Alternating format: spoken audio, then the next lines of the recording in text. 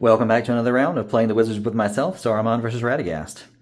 Alright, so we're in the untap phase. We're here at Henneth Anun. And everyone untaps, except for Ioreth. She's wounded, she has Dragon Curse, and she must make a corruption check. She rolls a 7. Okay, she's fine. Now, in order to remove that card, we would need to tap a Sage, either to fulfill what the card, the condition on the card, or to play Marvel's Told. Either way, oh, by the way, we should have put Sun away. Like a turn ago, or a whole round ago. Okay, whoops. I didn't apply the effects. I just forgot it was there. Okay. Yes, we have a number of things we could do. We could go back to Lorien to heal, but I really don't think it's worth going back. As much as I do want to keep Ioreth alive, we're just going to have to. We can't go back every time someone's wounded. I think our closest greater item sites are one of two. We can either go and both have drawbacks. We could either go to Minas Morgul. I think the drawbacks there are pretty clear. It's a Darkhold, and there's a pretty nasty automatic attack.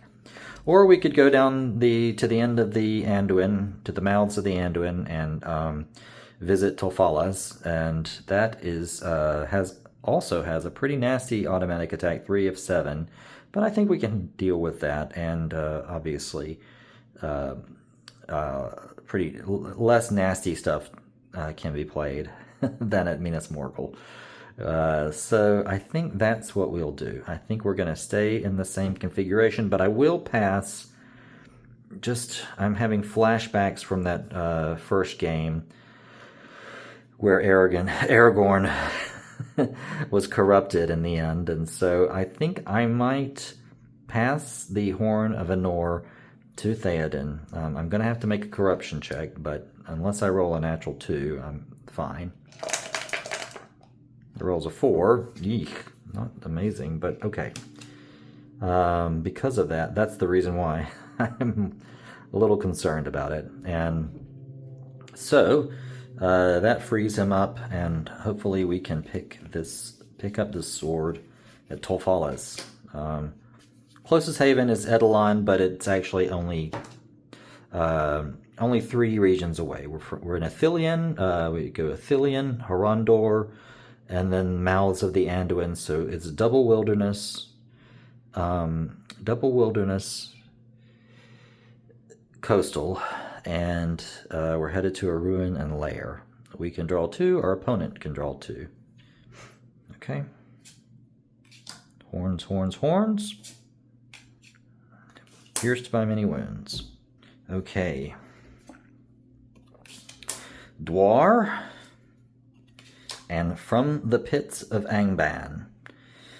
All right. Well, they played right into our trap. They have gone to a coastal site while we have a rain drake in hand. That's kind of nice.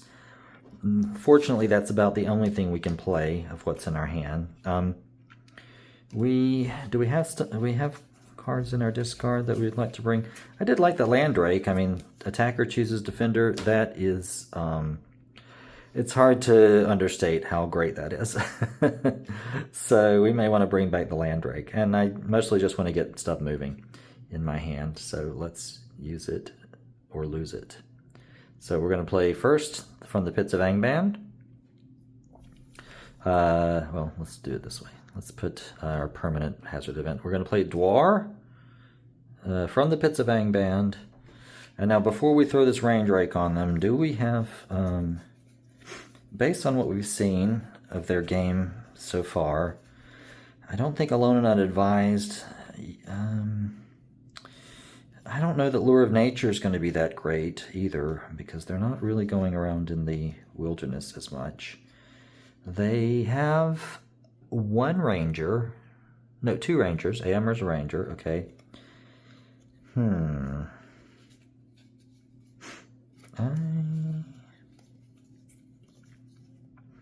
Not really going scout heavy. They're not in the north, so Scorba's not really helpful. Lure of the senses or lure of expedience. Lure of the senses is not a bad one. Yeah, or I could just leave Dwarf there for the moment, and yeah, Okay, let's see what happens with this attack. Yes, okay. So, they are headed down the Anduin, and they are attacked by a rain drake. One strike, prowess 15. All right. One strike with a prowess of 15. Okay. Who's going to face this? I don't want to lose Théoden, although Théoden could tap the shield to get up to 6. And then risky blow be 7, 8, 9. 9 to beat a 15. That's not terrible odds. Yeah, not terrible odds, but still, I don't want to risk Théoden. I really don't. Baragon could step up. Let's see. He would have 4, 7 to beat a 15. It's possible. He's got really good body, so the risky blow brings it down to a 7. But yeah, I think I'll do that. Baragon's going to step up to the plate. He's going to face this rain drake. Okay, and I'm going to play risky blow. All right, so we've got 7 to beat a 15. And he rolls a 3. Okay, body check. Oh, 9. Yikes, Baragon is dead. Oh, lordy. Okay, Baragon is dead. Okay. Well, that's sad. All right. Risky blows discarded. The rain drake is discarded. Okay, back over here, we have a light drake with 2 strikes of 8. Is that something that could do some damage? Let's see. We've got... We sense that they are going to do something with Aragorn, so they're trying to keep him untapped. I doubt they're trying to keep anybody else untapped, so probably Théoden would tap, and Angmar would tap, or Gambling. Yeah, 3 to beat an 8 sounds like pretty good odds. I don't want to hand them a marshalling point. Okay. So that's all we can do against them. So we bring our hand back up to 8. Muster. Here, we bring our hand down to 8. I don't think we need horns right now. Baragon. Baragon's a great character. Just a nice stat spread. Very basic. Very dependable. And I'm sad to see him die. All right, we're at Tolfalas, and I mean the other advantage to playing the light drake would be to soften them up for the automatic attack, but we didn't do that. Oh, by the way, we're still not at. Are we at 8? Yes. Okay, we are at 8. All right, so we arrive at Tolfalas, and we have a 3 strikes of 7 automatic attack. I can tap the shield to give Théoden 6. I mean, it seems unnecessary, but yeah. Angmar and Gambling all tap, so let's roll these. 6 plus 4, he's fine. Angmar 3 plus 7, he's great. Gambling 3 plus 5. All right, so we defeat the automatic attack, and Aragorn is tapping to play Narsil. Very nice. Okay. And now we're at the end of turn phase, and we can discard 1 if we so choose. I just need something to start buffing these orc attacks. That's what I'm really missing. Yeah. I don't think we need to discard anything. We're just going to draw up to 8. All right, 2 or 3 tribes present. And over here, we are heading into our turn. I'm thinking we may... Well, we could go get that valiant sword. We are near Dragon Country, somewhat close to Dragon Country, so we could just keep stomping around up there. So, maybe we don't need muster. Dragon feuds. Ooh, perfect. Okay, nice timing. So we can discard a dragon to cancel a dragon, including a dragon automatic attack. So if we go somewhere with a nasty dragon automatic attack to pick up the sword, we'll be totally fine. That would be a fantastic item on Erkenbrand, because it also gives buff to body, which is his weak suit. Okay, but yes, okay, that's the end of the turn for them. And now we're back over here at Beorn's house. Untap. Okay. And yeah, I think we do just what we said. We're going to go somewhere nearby. We're in the Anduin Vales. Obviously, we're vulnerable to reaching shadow. Before I do that, okay. I got to remember... before I do that, I've got to remember from the Pits of Angmar. When does that happen? At the end of each turn. Okay, so at the end of each turn. So we can take the Landdrake. Take the Landdrake from the discard and shuffle it into the play deck.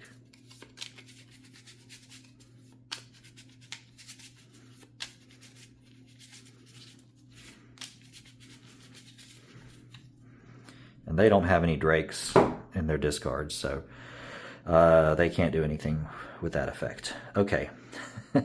Now, where were we? Right. We're at Beorn's house, and we're trying to think of a place to play a horde item that's not too far away. I believe it's going to be Orgvir Hollow. A horde major item, like the Valiant Sword, is going to be playable at Orgvir Hollow. And we're in the Anduin Vales currently, and the Grey Mountain Narrows is one region away, so we're talking Borderlands, Shadowlands, and we're leaving from a freehold, and we're headed to a ruin and lair, 2 and 2. Our opponent draws 2, we draw 2. And, oh, wait, before we do that, okay, I keep... do I want to pass the Elven Cloak to alleviate some of the corruption burden? So before we leave, before we end our organization phase, I will pass the Elven Cloak from Erkenbrand to Haldir. 3. Yikes. Okay.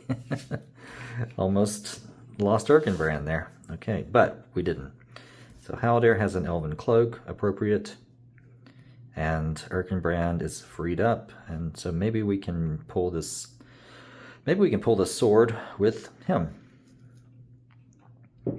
Okay. And now we're off to Orgvir Hollow. Like I said, the site path is Borderlands, Shadowlands, and we're headed from a freehold to a ruin and lair. We draw 2, our opponent draws 2. 1. Ooh, the Hallbrook. And Dragon's Desolation. Okay. Orc Warriors. Oh, Host of Bats should be done. Orc Warriors and Lucky Strike. Okay. All right, so they have a hazard limit of 4, and we can play any of these on them. What does 2 or 3 tribes present say? Playable on a company moving with at least 2 wilderness, 1 shadowland, or 1 dark domain in their site path. When the announced characters play, doesn't count against the hazard limit. Okay. Okay.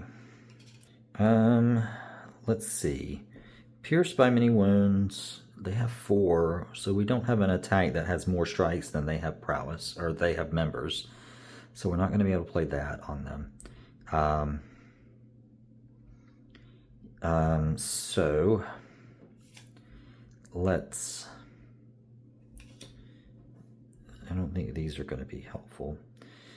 The Warriors, 3 strikes of 7 or 4 strikes of 6. We want to slow them down, to be sure. But if Beorn taps the arrow, that's going to make the Orc Warriors 3 strikes of 6 or 4 strikes of 5. That's not amazing. 3 strikes of 7. If he taps the arrow, that becomes 3 strikes of 6. I can totally see him defeating that.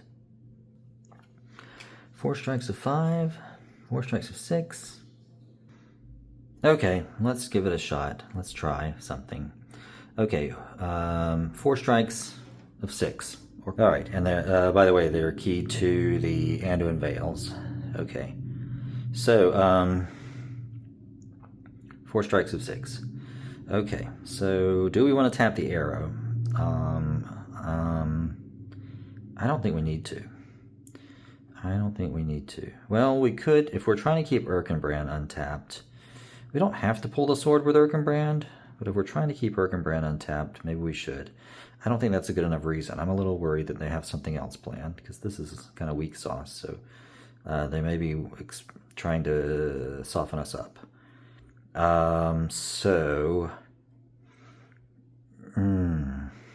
Here's what we do. Okay, we're tapped the black arrow, so it goes down to 5.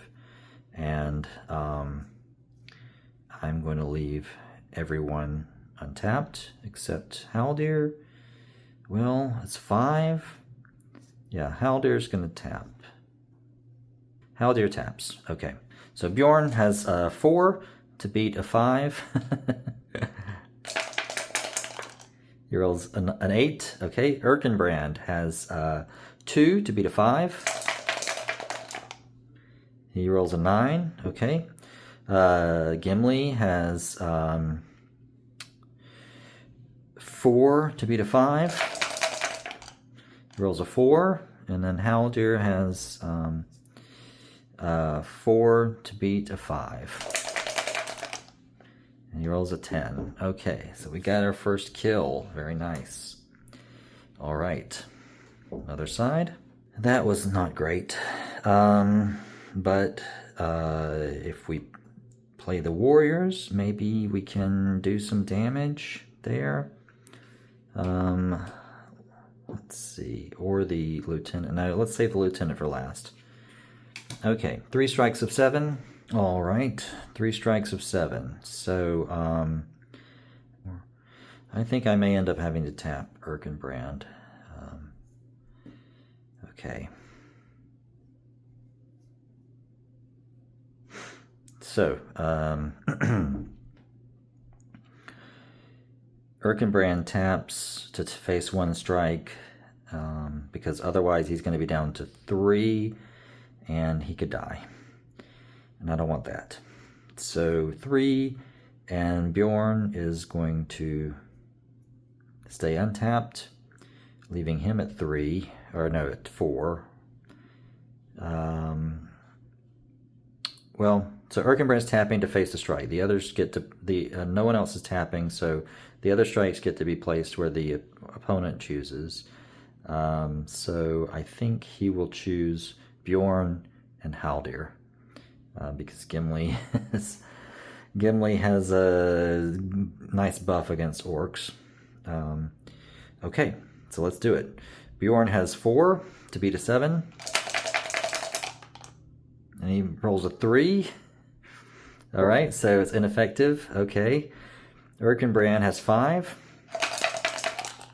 He rolls a 6. All right. And Haldir, and then the other strike is placed on Haldir, and he has 3. And he rolls a 7. Okay, so the Orc Warriors, in effect, are done. We've dealt with them. And let's see, we did 1, 2, yeah. So Orc Lieutenant, 1 strike of 11. Okay, Orc Lieutenant, 1 strike of 11. I could tap Beorn, or I could tap Gimli. It's kind of the same either way. Of course, they're thinking that I've got to face an automatic attack. They don't know that I can avoid it. So they think they're slowing me down, but they're not actually slowing me down. So who do I want to take the sword? I think it benefits Gimli a little bit more. Okay, so let's tap Beorn to face the lieutenant. So 7 to beat a 7 to beat an 11. He rolls a 10. All right, another kill. Excellent. Okay, and that's all my opponent has. So we discard Beorn's house, and we need to discard something from here. Man, okay, these are the things we want to do at Lorien. These are the items. This is a must. Okay, I think we just have to... The Fog Echo of All Joy is not going to clog up our hand until Gates of Warning comes along. That's just not going to happen. So here we are. We've arrived. And then over here we draw back up to 8. Okay, the sapling. Nice. Some sort of organization here. Okay, back over there. And we're at Orvir Hollow. There's a nasty automatic attack of 12, but we are going to play Dragon Feud. Playable during the... Oh, this is playable during the organization phase. Okay, well, I didn't realize that. Whoops. Okay, I thought this was playable. At any point. I don't know why this is limited to the organization phase, but I guess that maybe that would have given my opponent second thought if they knew that I was maybe thinking of canceling this attack. That's possible, but okay, I'm going to read more carefully. But we'll just assume I played this in the organization phase, and we're going to discard a Light Drake to cancel the automatic attack, and Gimli's going to tap the site to play the Valiant Sword. Very nice. Okay. And then we're at the end of our turn, end of turn phase, and I don't want to discard anything, so we draw back up to 8. Winged Cold Drake, Men of Northern Ravanian, and Buffer. And then over here, I